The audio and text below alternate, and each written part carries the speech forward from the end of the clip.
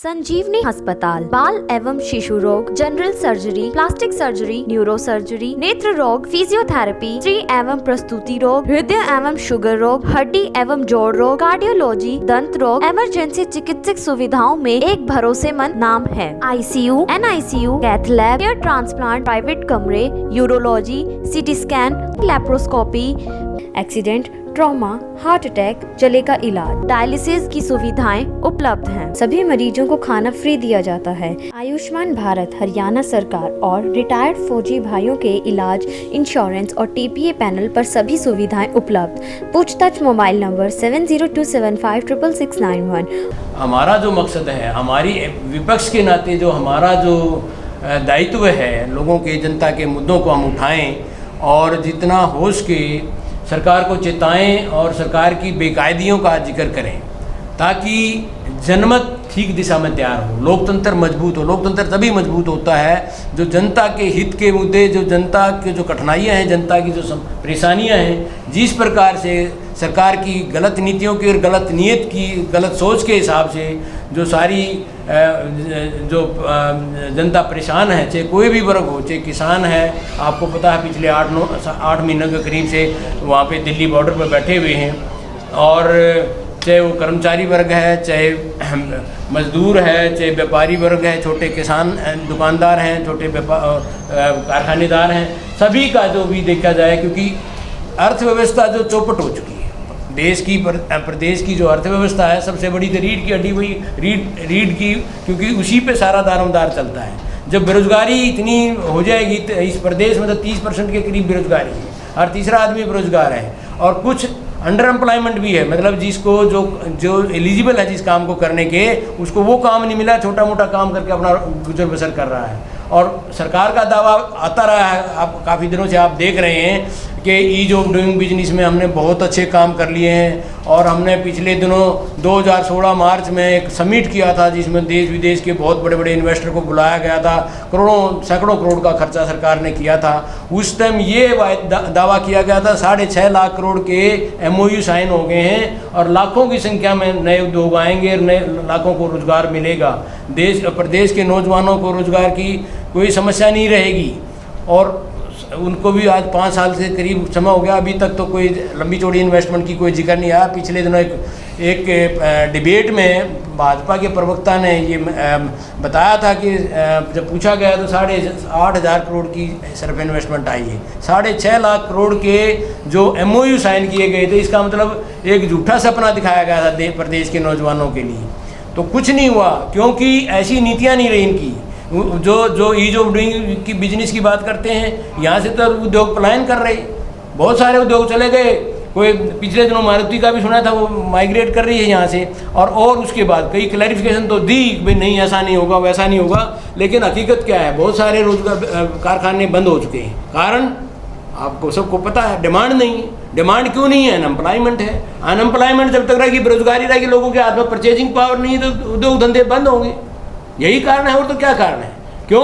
आर्थिक नीतियाँ गलत रही। चाहे नोटबंदी थी, नोटबंदी के बाद से GDP नीचे गिरती गई, माइनस तक भी चली गई थी। ठीक है, महामारी के काल में थोड़ा ऐसा हुआ है कोई, लेकिन कंजम्पशन तो फिर भी रही है। कंजम्पशन तो बहुत एसेंशियल जो कम्युनिटी है उनकी जरूरत फिर भी रही है। तो ये सारी चीज़ें हैं जिनका जिक्र ये इसलिए ज़रूरी है कि विपक्ष के नाते हम इन मुद्दों को नहीं उठाएंगे तो कौन उठाएगा। और इसी प्रकार से आप मीडिया में जो लोग हैं, जो फोर्थ स्टेट जिसको कहा जाता है, जो पब्लिक ओपिनियन जो बनती है, जो मुद्दे आप उठाते हैं, आप लोगों का भी इसी तरह का दायित्व है कि जनहित के मुद्दों को उठाएं, और विपक्ष के नाते हमारा भी वही जिम्मेदारी बनती है कि हम उन मुद्दों को उठाएं, सरकार को चेताएं। अगर सरकार नहीं उनको ठीक करती या जनता के हितों का ध्यान नहीं रखती, तो एक पब्लिक ओपिनियन बने, ऐसी सरकार को बाहर फेंका जाए। और इसमें काम लोकतंत्र में सबसे बड़ा भूमिका जो है विपक्ष की है, और साथ साथ मीडिया की है। तो इन सारी बातों से आपसे रूबरू होने के लिए, बात करने के लिए मकसद यही था। एक बार मिलेंगे, परस्पर सहयोग बढ़ेगा, और आपके कोई सवाल जवाब होंगे उनका भी हम जवाब देंगे। किसी तरह का भी कोई सवाल हो, हमारी पार्टी निरंतर इस दिशा में लोगों के जो हितों से जुड़े हुए मुद्दे हैं, किसानों का मुद्दा ले लीजिए, बात तो ये की जाती है भाई कांग्रेस से बहुत काम कर रही है, बहुत ड्राइंग रूम राजनीति उनकी चल रही है, मीडिया में रिपोर्ट प्रेस नोट जारी करके जो करते रहे हैं। कारण क्या है? अगर सही मायनों में कांग्रेस अगर साथ होती किसानों के, अब लगता है मुद्दा हल हो गया होता। जैसे हमारे नेता ने, चौधरी अभय सिंह चौटाला ने ये चेताया था सरकार को कि किसानों को समस्या का समाधान करो, नहीं मानी सरकार। पहली मीटिंग हमारी हुई इंडियन नेशनल लोकदल की स्टेट लेवल की बॉडी की मीटिंग पंचकुला में हुई थी 19 जुलाई 2020 को, जब ये अध्यादेश जारी किए गए थे। अध्यादेश क्यों काले कहा जाता है इनको?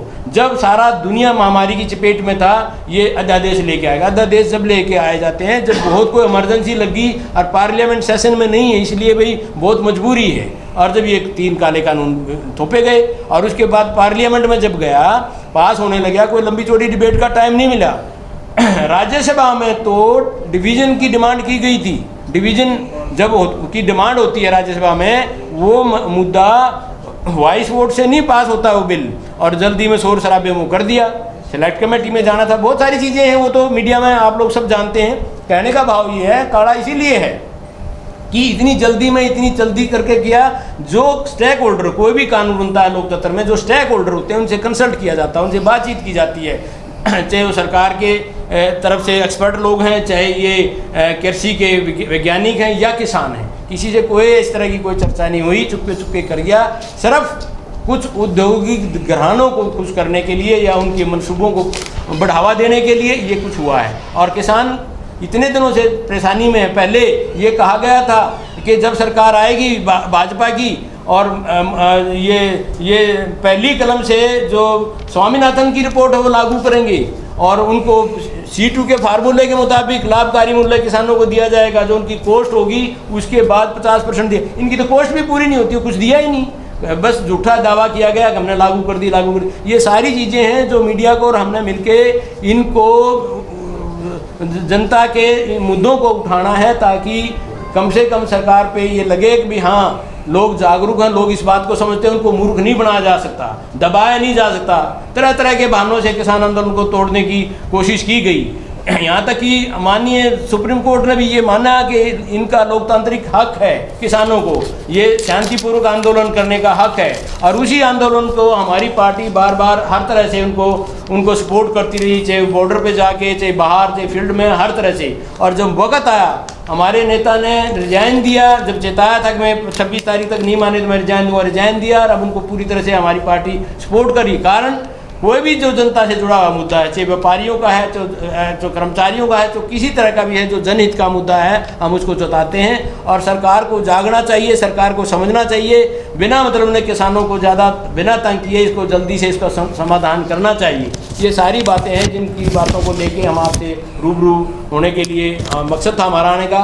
हमारे बीच में पार्टी के सभी जिला अधिकारी भी हैं, कश्मीर सिंह जी जिला प्रधान बैठे हुए हैं, और बहन जी जो महिला विंग की प्रधान है, और सारे सीनियर अधिकारी बैठे हैं हमारे बीच में। हमारे बीच में सरदार नक्षत्र सिंह जी हैं जो हमारी पार्टी के मुख्यालय से हमारे प्रदेश सेक्रेटरी हैं, सचिव हैं कार्यालय के। तो सारे लोग आने का, आपके बीच में आने का मकसद यही है कि इन मुद्दों को हमें आपका सहयोग चाहिए, आप भी जनता में उठाइए, ताकि पब्लिक ओपिनियन बढ़े और सरकार पे कुछ दबाव बने, बोझ बने।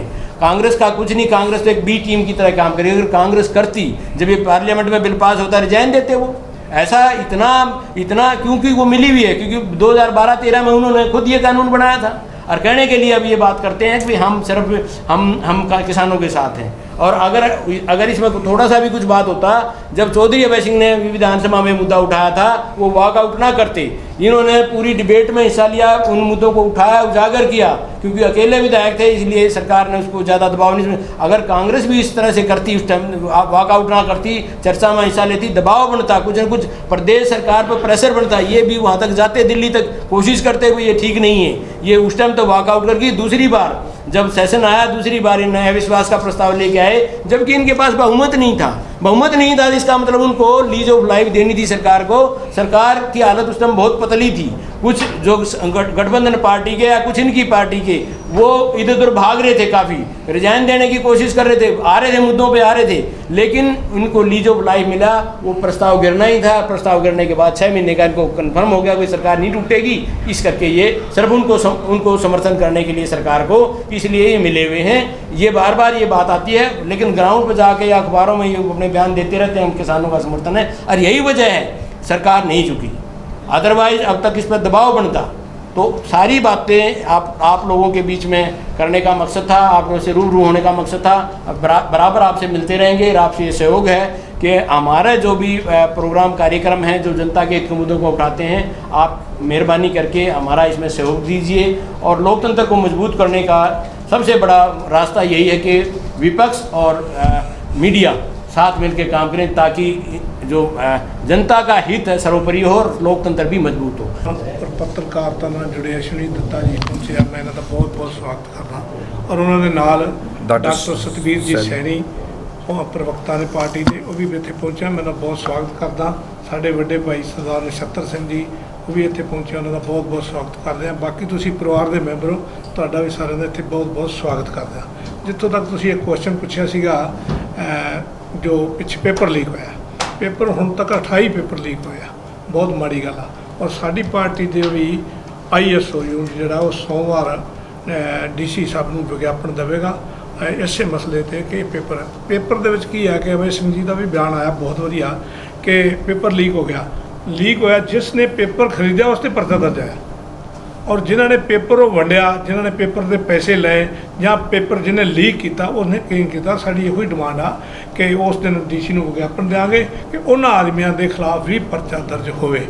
तो आप सारे तुसीं आए हो, तुहाडा बहुत एक विचारती हो रहा है। हाँ जी, पेपर लीक वास्ते मैमोरेंडम देने वास्ते गवर्नर तो टाइम मंगे, पार्टी ने गवर्नर टाइम मंगे हाँ जी। 17-18 हाँ जी। कि सानू या 17-18 सानू टाइम दो कि पार्टी बकायदा मैमोरेंडम देगी इस अगेंस्ट अपने पेपर। बहुत बहुत वधिया, और उहदे लई तुसीं सारे आए हो, तुहाडा बहुत बहुत धन्यवाद। और आज नहीं, ये तो शुरू से ही चल रही है। वैसे ढोंग करती रही सरकार पे, हम बहुत ट्रांसपेरेंट काम करेंगे, खर्ची पर्ची का कोई जिक्र नहीं। पिछले इलेक्शन के टाइम पर इसी बात का ये प्रचार प्रसार करते रहे, लेकिन उठा के देख लीजिए सारे के सारा 28वां पेपर लीक है। तो इसका मतलब क्या है? जब से आए इसी काम पर लगे हुए, सफाई से काम कर रहे हैं और उस तरह से काम कर रहे हैं कि जैसे जनता बिल्कुल बेवकूफ़, इनको पता नहीं लगा। किसी न किसी दिन तो कोई भी चीज़ काट की आंडी, किसी न किसी दिन तो उसका पता लगेगा लोगों को। ये हालत अब इनकी हो चुकी है जिस प्रकार से किया है। कांग्रेस के टाइम में भी यही था, कितने उनकी सिलेक्शन जो हैं वो वहाँ पे सुप्रीम कोर्ट से क्वैश हुई है।